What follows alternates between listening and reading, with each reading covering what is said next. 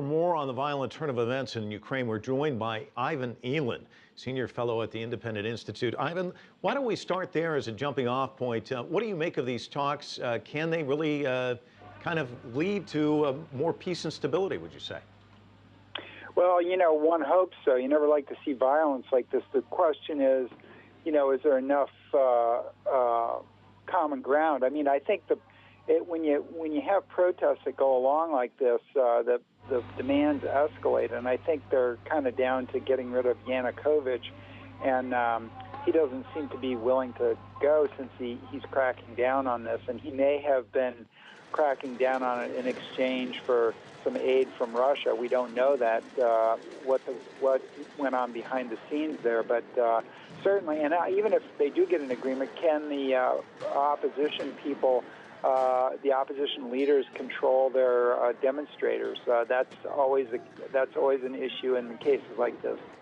Ivan, this is a 3-month-long story. We've been watching it all the way. What do you think led to this downward spiral into chaos and violence today? I mean, as Nathan was pointing out, it looked like everything was turning in the other direction. We were talking about amnesty, protesters moving out. What do you think triggered all of this?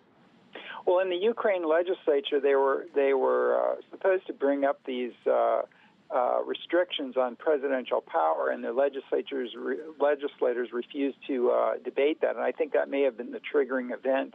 There's also some allegations that the government sent provocateurs out to start the violence, and then followed it by a crackdown with the official security forces. So it's kind of murky at this point, but either one of those could have set off the violence. And help our audience understand the dynamics in the country, because you and I have talked about this. There are those who want closer ties with the West, but there are also many in the country who are comfortable being aligned with Russia. Yes, I think that's true, and I think you've seen this split for a long time in Ukraine, and perhaps we'll eventually have a divided country. Who knows? But certainly the eastern part has an affinity for Russia, and the western part has more of an affinity for the West. And although there has been some demonstrating and protesting in some of the eastern cities, which is remarkable, and would indicate that at least Yanukovych has experienced some deterioration of his situation. Is that the growing concern for you, is that the spillover effect into the countryside, that this thing just takes on a life of its own?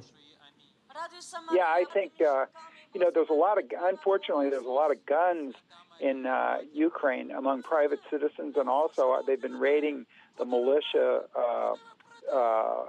facilities which have been abandoned. So the opposition could have quite an arsenal to start a civil war, and I hope it doesn't go that way.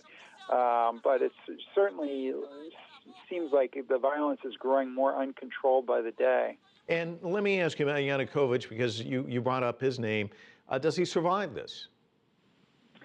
Well, it's hard to say. I mean, he has the security forces, and there's a large number of people in the Ukraine who still support him. So I think, it's possible that he does. Like Syria, we thought we were going to get rid of Assad, or at least the West did, and that didn't happen. It was always kind of a hopeful, optimistic on the part of the West that Assad would be removed, of course, but he's still there, and Yanukovych could be there as well. So we don't really know what is going to happen in these volatile situations. The opposition is fairly strong. As we've seen in Syria, even a disorganized, multi-headed Hydra opposition can conduct a civil war nowadays. You just wage guerrilla warfare if you get weapons, and I think there's enough weapons in the Ukraine that could happen. Well, we'll definitely keep our eye on it. Ivan Eland joining us by phone with analysis this evening. Thank you so much.